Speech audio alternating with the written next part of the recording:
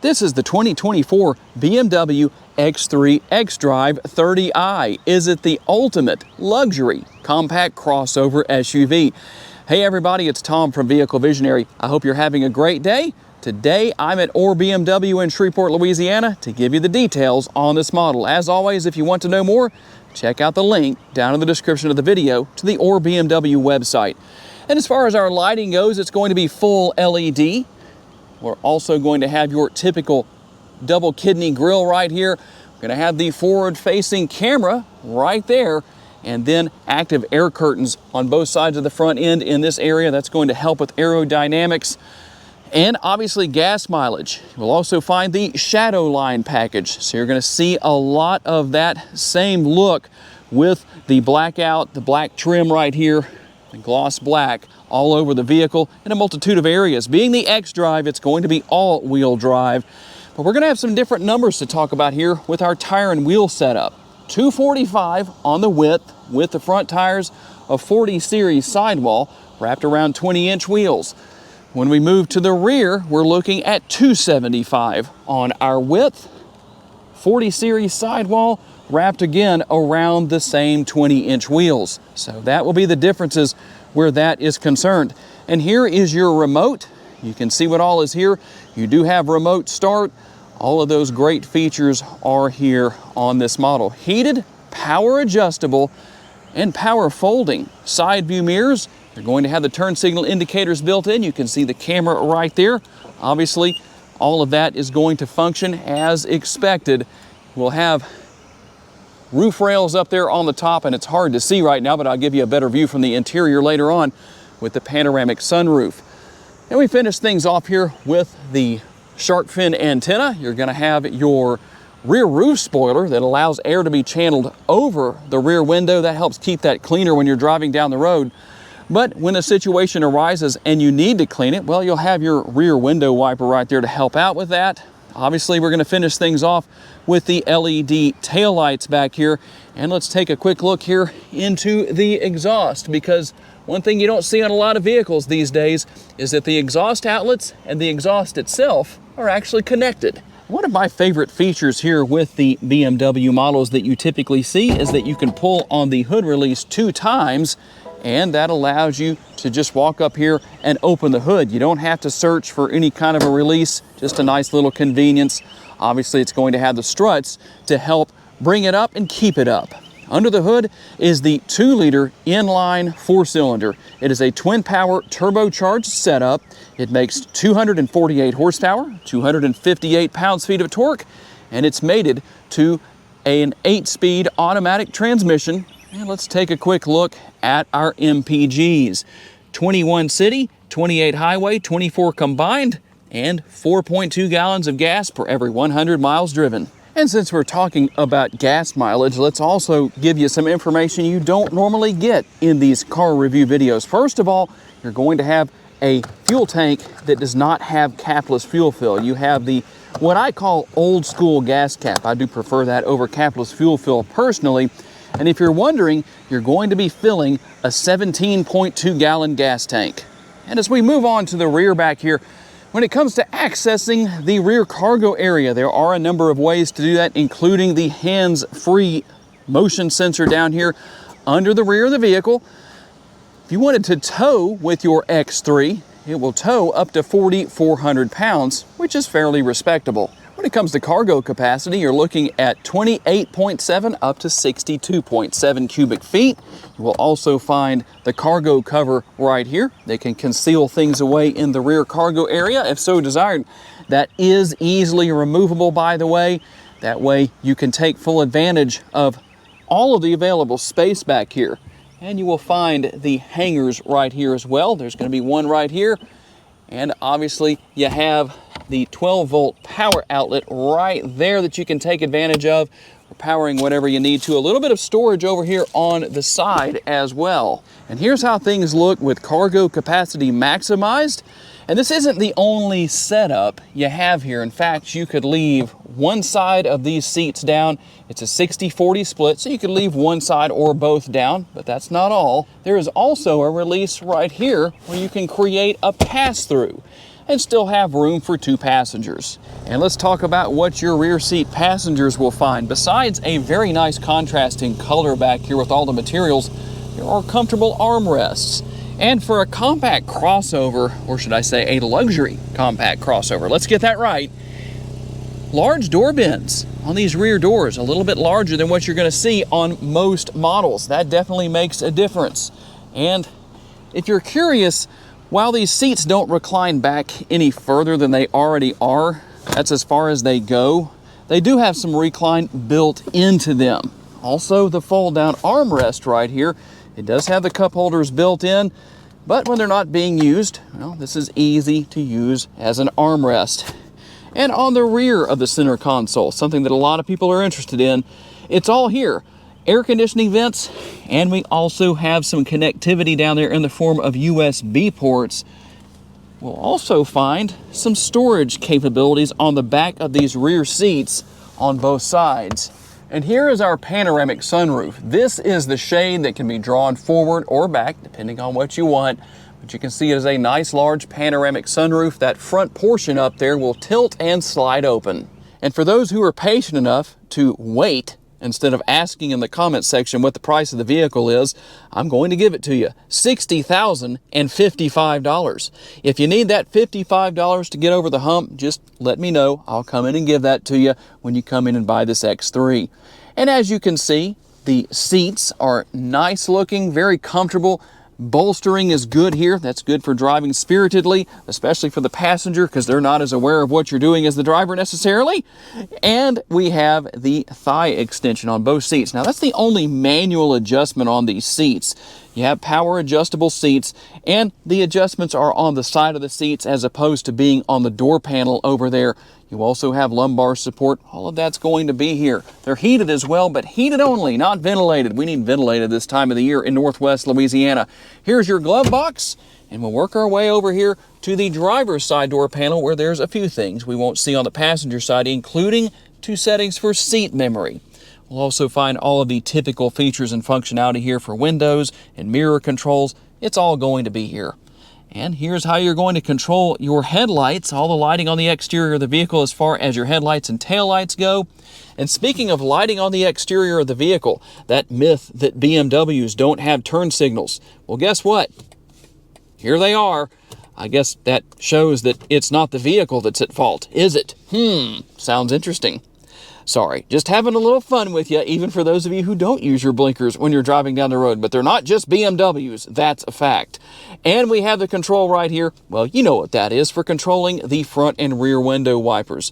Steering wheel mounted controls, you know what all is there. We also have something that it just seems so inappropriate to talk about when the high this week, in a few days, during the coming week, is going to be in the 90s. Heated steering wheel, we will not need that. And you have a head-up display right there. I don't know how well you can see that, but it's there. Camera doesn't always pick it up very well, but it is there, and you can go into the infotainment screen to adjust that. And before we go to the infotainment screen, you also have your shifter paddles here on the steering wheel. So let's go over here and take a look at what we have. There is a lot going on with this model. Apple CarPlay and Android Auto, that's a given. It's going to be wireless.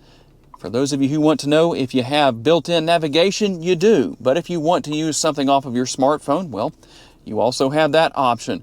And then when we go in here to the vehicle settings, there's a lot going on. Driving information, vehicle status. Go into that real quick just to show you what all is here. You can see, well, what you need to know about the vehicle. We won't go through everything here, but depending on what you need, well, it's easy to get to. And we also have our settings, driver profiles, owner manual, all of that's going to be there. Now here under settings, we have quite a few things. We can go in and make changes to the display. If you want to go in and make changes to the head-up display, this is where you do it. So in case you were curious, I was talking about that earlier. There is the proof that it is indeed here. Very easy to deal with. Even the instrument panel, you can make changes there depending on what you want to see. Super simple to deal with. And we'll go back here real quick and just go through a few of the different features that are here as far as your door and vehicle accents right there, interior lighting. Let's go to interior lighting. In fact, you really can't see it very well because of this bright Louisiana day, bright sunny day, but here are some of the options you have as far as your different interior ambient lighting colors, and there's quite a bit here. So a lot going on where that's concerned. We also go into reverse. There is our rear view camera. We also have our overhead view right here. Remember, I told you about some of what you have here as far as that's concerned. We'll go on the other side as well, and then we'll go to some of our other views. You also have the ability to allow the vehicle to help you out with parking. That's always a good thing. And then down here, there's another button you can push that will bring up the front camera view. Where I showed you that front camera earlier in the video, there is what that looks like. Pretty simple to deal with. For some people, I know the technology here might look complicated. Once you get into it and start learning it, it's very simple to deal with. Dual zone climate control here in the front. You can see that right there. Everything's controlled right here. You don't have to control that from the infotainment screen. There's how you change the settings on the 3 different settings for heated seats. I just can't even think about it right now. We don't need it. Need ventilated seats. And then your X3 logo is going to be down here. You will also find your wireless charging pad, a couple of cup holders, and the shifter right here. Very easy to deal with as far as that goes, going into reverse, going into drive. You can even go over here and use the shifter itself to work your way through all of the different gears, depending on what you want to do. Pretty easy to deal with where all of that is concerned. And then if you wanted to control everything without touching the screen, here's how you're going to do that. With the dial right here, if you want to select something, you push down on that. You can go to your map, home, whatever it is you want to do. It's easy to deal with. And your driving modes. We have Comfort, we have Eco Pro, we have Sport, and you'll see on the screen when you go into your different driving modes that you'll see the changes taking place right there in front of you. And here's our center console. Pretty easy to deal with, not a lot going on there, but it can be used as an armrest. That would probably could stand to be a little bit higher, maybe not. Just depends on who you are. Depends on where you set your seats too. There's the space within that area. And speaking of consoles, let's also take a quick look at the upper console. You can see what all is here. Hopefully it's everything you're looking for. Quite a bit going on. And here is the control for opening that shade for the panoramic sunroof. I told you about that earlier. There is how you do that. You can also use the same button up here to open this section. Told you earlier that that can tilt or slide open. And we'll get out on the road for a quick test drive with the X3. And the first thing I notice here is how manageable this model is. Very enjoyable to drive. I feel very in control because the steering is nice and tight. That's a good thing. There was a time when driving an SUV, well, you didn't talk about having good tight steering. You might talk about it being loose and feeling a little bit almost out of control in some ways. Once you drive something like this and you feel how nice it steers, well, you'll understand what I'm talking about. The steering wheel itself is nice and comfortable. It is leather wrapped. And I just like the way everything is laid out here because it's very easy to find just the perfect spot for your hands and be comfortable at the same time. One way or another, it definitely has great handling characteristics, nothing that should be a surprise, but that's the good thing about something like this. A smaller SUV, a little bit shorter wheelbase, you have the xDrive set up here, so you have all-wheel drive. It's going to handle great. You don't have to have a lot of horsepower to have a vehicle that's fun to drive. You know, for those of you who are looking for something that is in the BMW lineup, you're looking for an SUV, a 2-row, but you're saying to yourself, I don't need something that's really big and has a really big price tag.